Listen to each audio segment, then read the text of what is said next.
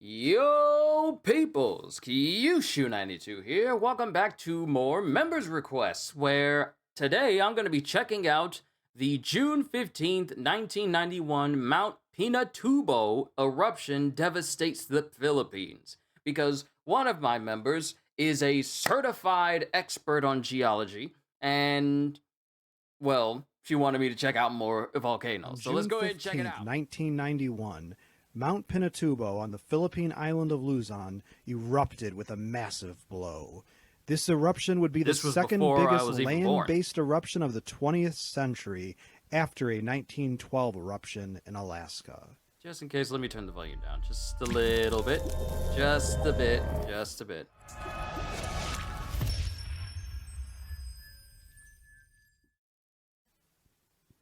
Digging deeper, we find that the massive eruption cost at least 800. Hold on. Let me read this out. The provincial government of Pampanga.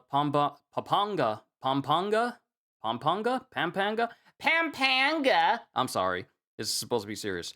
The provincial government of Pampanga and the executive committee for the commemoration of the 25th anniversary of the Mount Pinatubo eruption. Pinatubo Memorial. This humble memorial is dedicated to the men and women, young and old, poor and rich, known and unknown, who gave their parts and portions selflessly to the collective effort and epic struggle to save Pampanga from the combined destructive forces of nature in the wake of the eruption of Mount Pinatubo in 1991.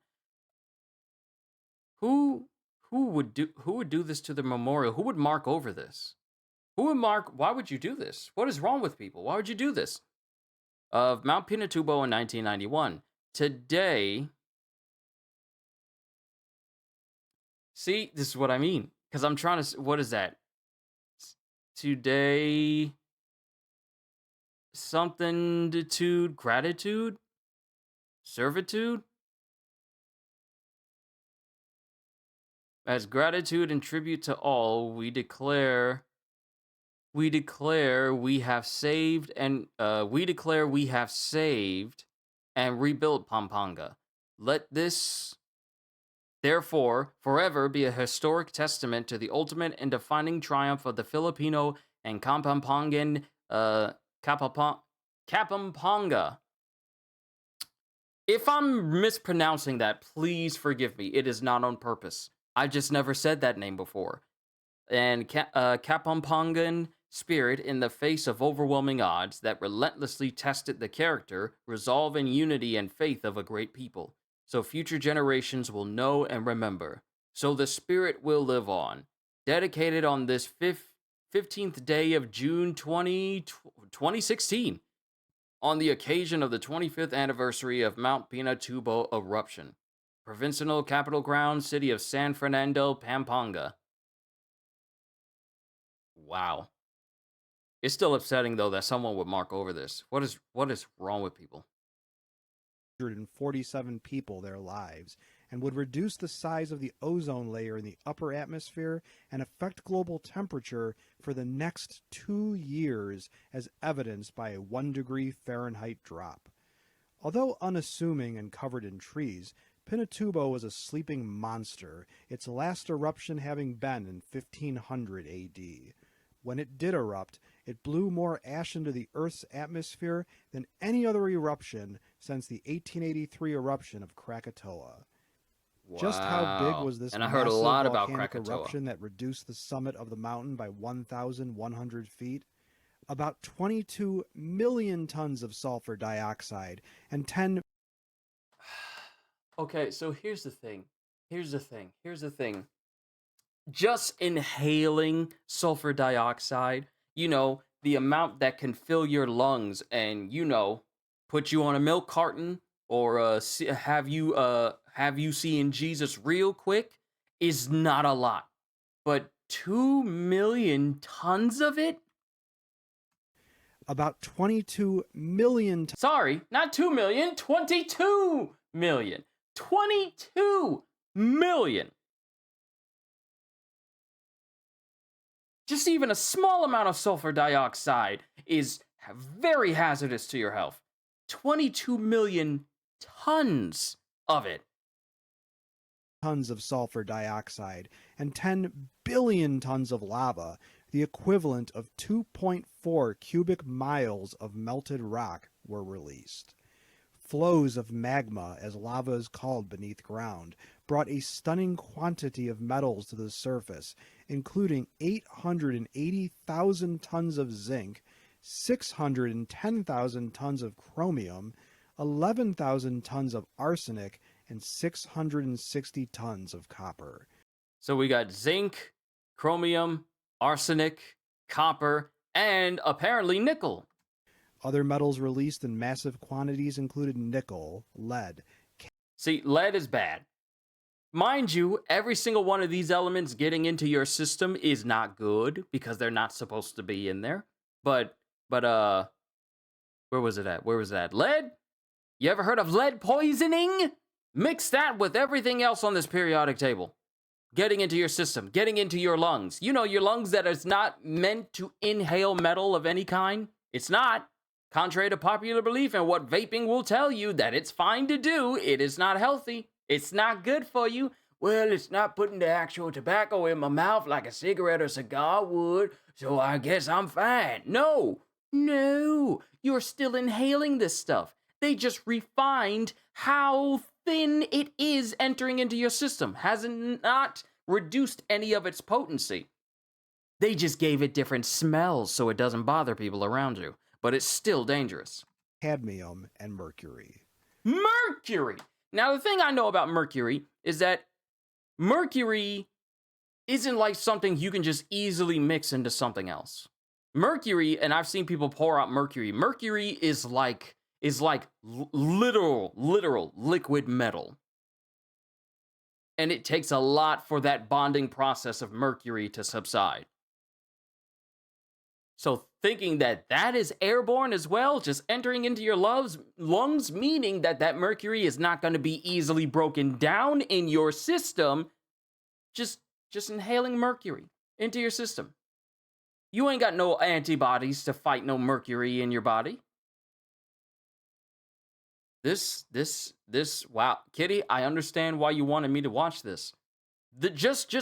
Talking about the elements themselves that can enter into your, will enter into your system after being exposed to this is beyond life-threatening. The resulting ash cloud covered 48,000 square miles, burying local villages in ash, damaging the jet engines on planes that flew through the ash clouds, destroying 37,000 acres of reforested areas, rendering 200,000 acres of farmland useless, and killing 800,000 farm animals.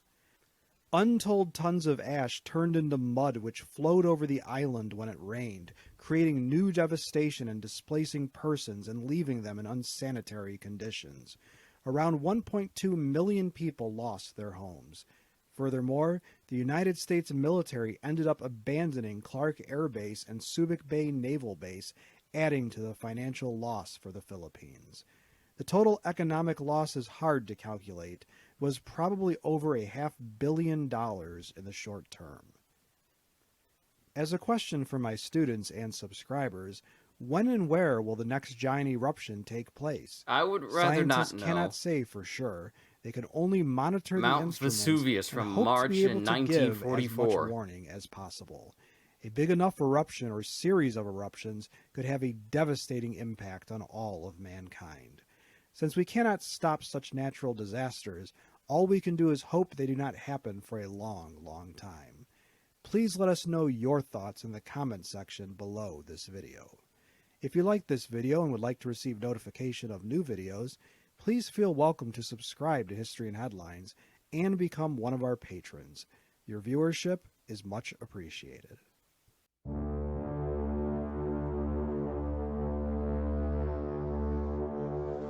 All right, the text narrated in this video is from the original article at historyandheadlines.com. Mount Pinatubo Eruption devastates the Philippines.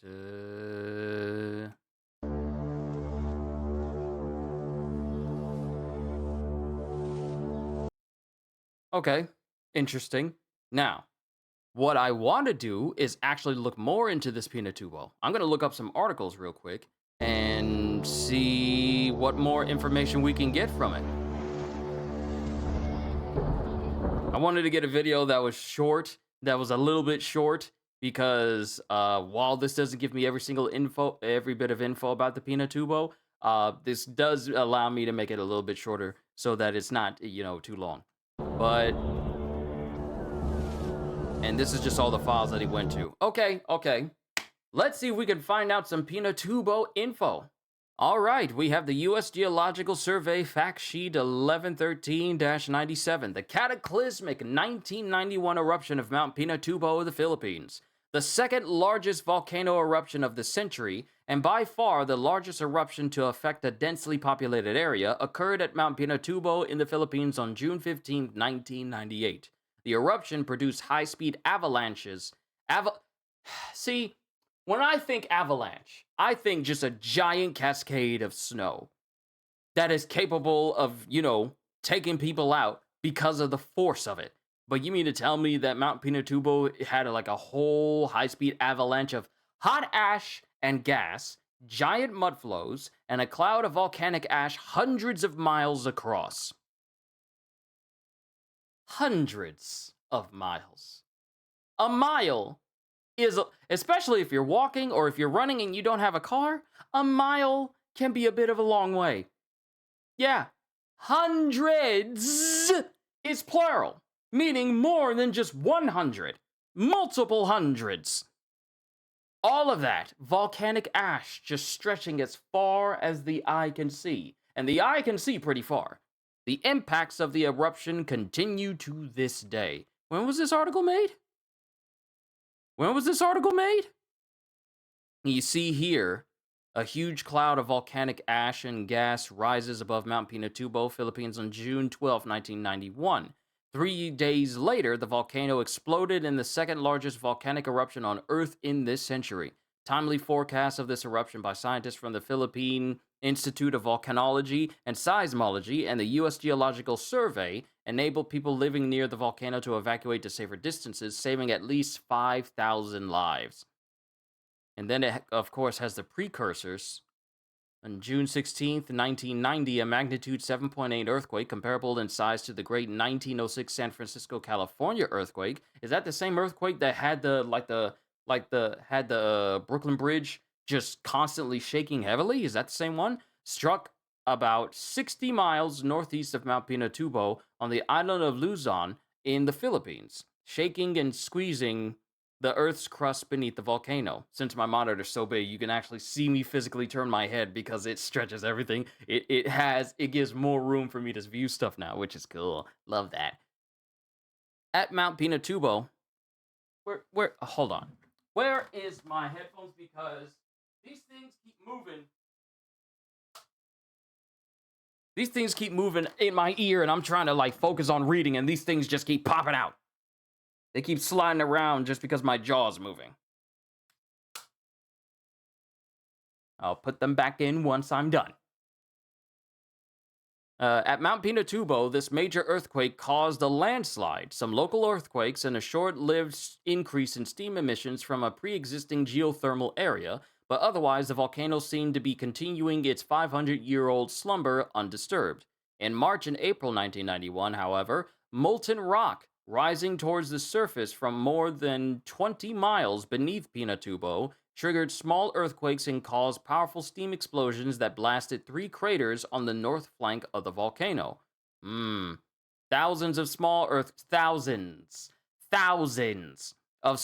earthquakes occurred between Pinatubo through April, May, and early June, and many thousand tons of noxious sulfur dioxide gas were also emitted by the volcano. And then you can see the pictures here. Following cataclysmic eruption, thousands of roofs collapsed under the weight of ash made wet by heavy rains. Ash deposits from the eruption have been remobilized by monsoon and typhoon rains to form giant mudflows of volcanic materials, lahars, which have caused more destruction than the eruption itself. So even after the eruption had subsided, the weather conditions caused anything else still affected by the ash that has fallen all these houses and all the deposits to basically create mudslides that would continue to devastate the entire area. Any place that was affected by ash was pretty much devastated because of all these deposits flying all over the place. And typhoons and heavy rains just made things worse. But yeah, you can see the destruction and entire homes completely buried. The eruptions. From June 7 to 12, the first magma reached the surface of Mount Pinatubo, not Minatubo, but Mount Pinatubo.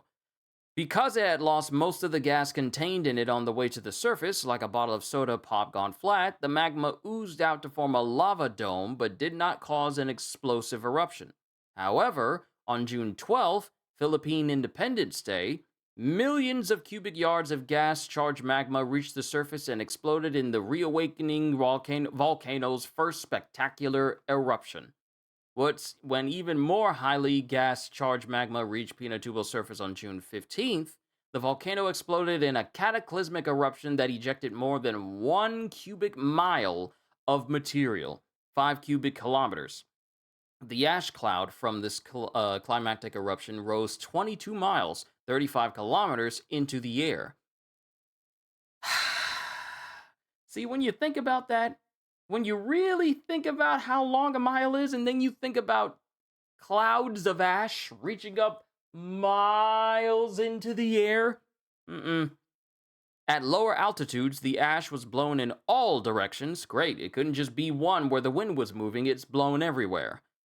By the intense cyclonic winds of a coincidentally occurring typhoon. So not only was this thing exploding and erupting, but there was also conveniently a typhoon nearby that helped spread the ash in all directions. What a lovely day.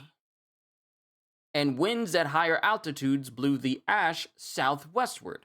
A blanket of volcanic ash, sand, and silt-sized grains of volcanic minerals and glass. Glass? Just in the air? Just glass. Y'all know what glass is. Y'all see what happens when people get hit by glass? And that's just blowing in the air. Can you imagine accidentally inhaling that? Inhaling glass in your throat and in your lungs. And larger pumice, what is it? And larger pumice lapilli, frothy pebbles. I really hope I pronounced that right. Blanketed the countryside. Fine ash fell as far away as the Indian Ocean, and satellites tracked the ash cloud several times around the globe. Huge avalanches of searing hot ash, gas, and pumice fragments, pyroclastic flows, roared down the flanks of Mount Pinatubo, filling once deep valleys with fresh volcanic deposits as much as 660 feet thick. I'm 5'8". You're getting buried. The eruption removed so much magma and rock from below the volcano that the summit collapsed to form. Below the volcano, that the summit collapsed. Sorry, I read my inflection was wrong for that. That the summit collapsed to form a large volcanic depression, 1.6 miles across.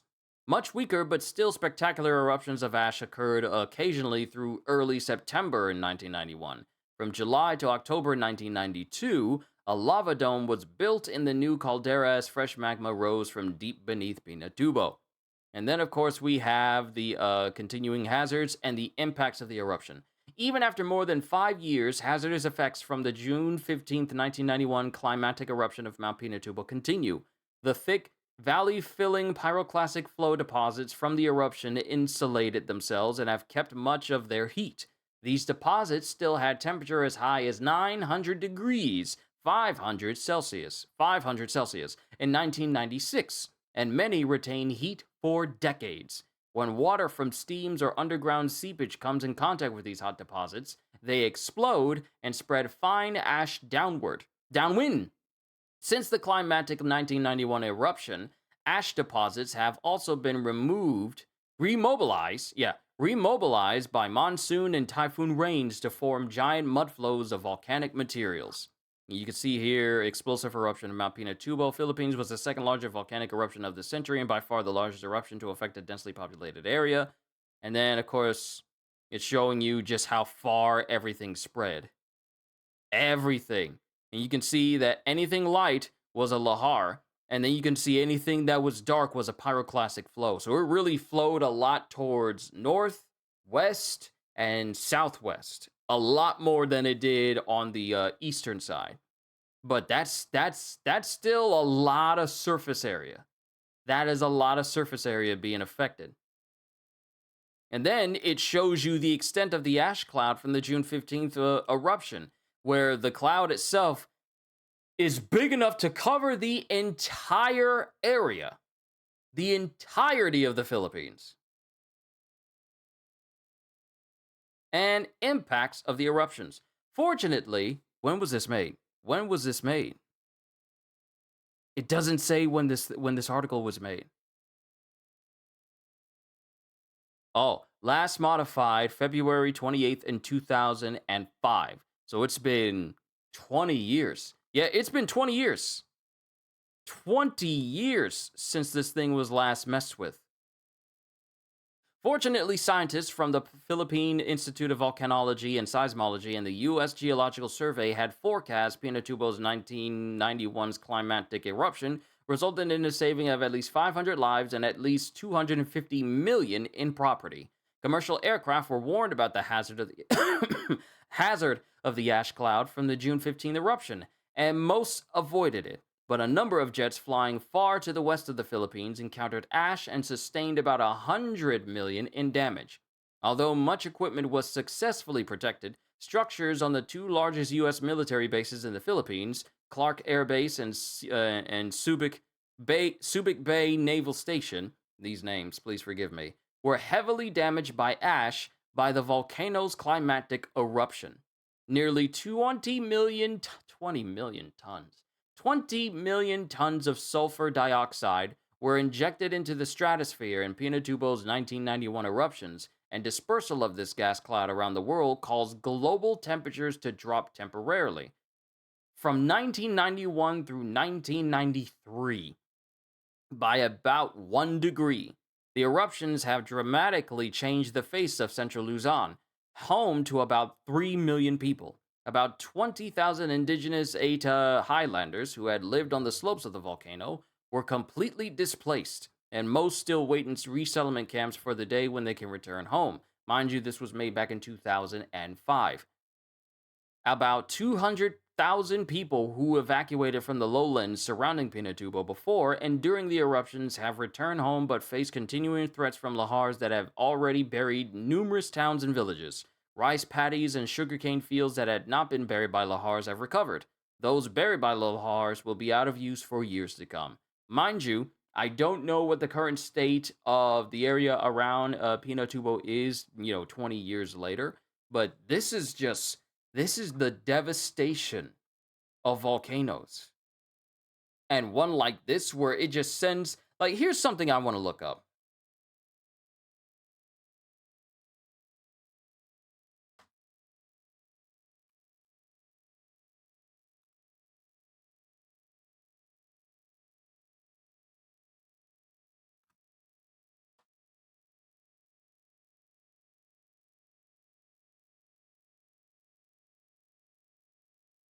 All right, what I wanted to look up was the effects of sulfur dioxide on humans. Because you see that a whole lot when it comes to emissions from volcanoes. And I think it would help us all if we knew exactly what sulfur dioxide actually does to us, just in case. Because I know I was freaking out earlier just about inhaling stuff, but it's best if we get an understanding of what this is. And this comes from the CDC.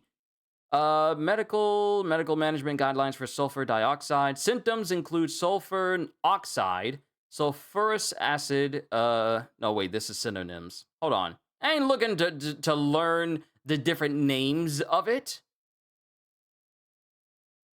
I'm trying to think of what happens to exposure. What happens? Okay, here we go. Okay, roots of, let's see, description. Sulfur dioxide is a non flammable, colorless gas with a very strong, pungent odor. Most people can smell sulfur dioxide at levels of zero point 0.3 to 1 ppm. It is handled and transported as a liquefied, compressed gas. It easily dissolves in water. The liquid is heavier than water. Although sulfur dioxide does not burn in air, cylinders of compressed liquid can explode in the heat of a fire. Roots of exposure. Inhalation is the major route of exposure to sulfur dioxide. The odor threshold is 5 times lower than the OSHA PEL, 5 ppm.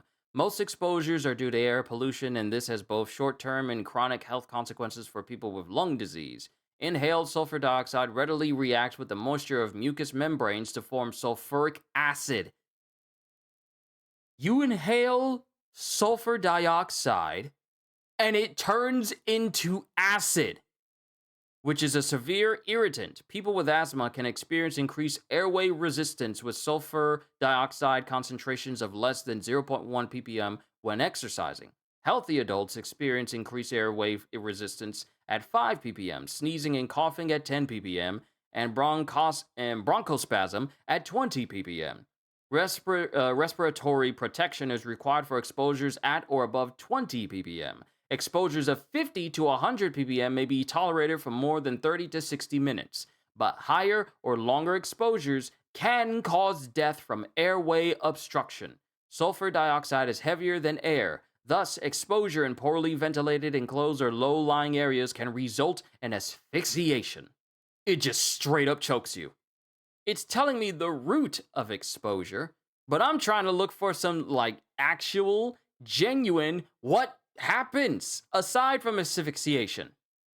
Thank you, National Park Service. Sulfur dioxide irritates the skin and mucous membranes of the eyes, nose, throat, and lungs. High concentrations of CO2 can cause I should have been saying CO2 this whole time. Of CO2 can cause inflammation and irritation of the respiratory system. This is the type of description I was looking for, especially during heavy physical activity, such as trying to run away from an actively erupting volcano and you happen to inhale this. This essentially just makes you running away worse. You literally will die tired. The resulting symptoms can include pain when taking a deep breath, coughing, throat irritation, and breathing difficulties. High concentrations of CO2 can affect lung function, worsen asthma attacks, and worsen existing heart disease in sensitive groups. This gas can also react with other chemicals in the air and change to a small particle that can get into the lungs and cause similar health effects. That's horrible. And that is just sulfur. That is just sulfur. That is CO2 on its by itself. You got to account for everything else in there as well. Understanding sulfur dioxide health advisory levels. Good is no cautionary estimate from 0 to 0.1. Moderate is unusually sensitive people should consider reducing prolonged or heavy exertion outdoors. Unhealthy for sensitive groups, 0.2 to 1.0 ppm. Active children and adults and people with lung disease, such as asthma, should reduce prolonged or heavy exertion outdoors. Unhealthy, 1.0 to 3.0 ppm. Active children and adults and people with lung disease, such as asthma, should avoid prolonged or heavy exertion outdoors. Everyone else, especially children, should reduce prolonged or heavy exertion outdoors. Very unhealthy, 3.0 to 5.0. Active children and adults and people with lung disease, such as asthma, should avoid all outdoor exertion. Everyone else, especially children, should avoid prolonged or heavy exertion outdoors. Hazardous, 5.0 and above. Well, greater than 5.0. Triggers health warnings of emergency conditions. Entire population is most likely to be affected. Avoid outdoor activities and remain indoors. Leave the area if directed by civil defense. So here's the thing. This is just CO2. Everything else about this explosion happening is still horrible. So that's just one aspect that can affect you. But then there's so much more to it. Oh no, this is terrifying. This is absolutely terrifying. I don't know what else to say. But volcanoes are terrifying. Mind you, they're very interesting, especially when you want to learn how the earth moves and how how this affects earthquakes and how earthquakes affect volcanoes and how volcanoes affect people around them and how dangerous they truly are because volcanoes are truly unpredictable. There is literally no way to properly defend yourself against a volcano except get out of the area. We don't have no volcano proof anything because we don't have any lava proof anything. So these situations where I look into these volcanoes going off and going crazy, it's like you're really putting fate into your hands by, and mind you, I get it. People love living in these areas, but it is anyone's guess when these long dormant volcanoes can actually go off. But overall, this was a very interesting video. I don't know what else to say, but I did enjoy myself. Kitty, I hope you enjoyed it as well. Because I know you wanted to check out some volcano videos, and I've been meaning to check out more of them. I'm avoiding National Geographic and the BBC because they like to flag videos real quick. So hopefully this one ought to be fine. But overall, very informative. With that being said, hope y'all enjoyed. Can't wait to see you all in my next video. Like, comment, and subscribe if you haven't already. Also, check out my membership in Patreon because I am always looking forward to entertaining you. And because I know you're coming back anyway. Have a fantastic day, and once again, as always, later, peoples!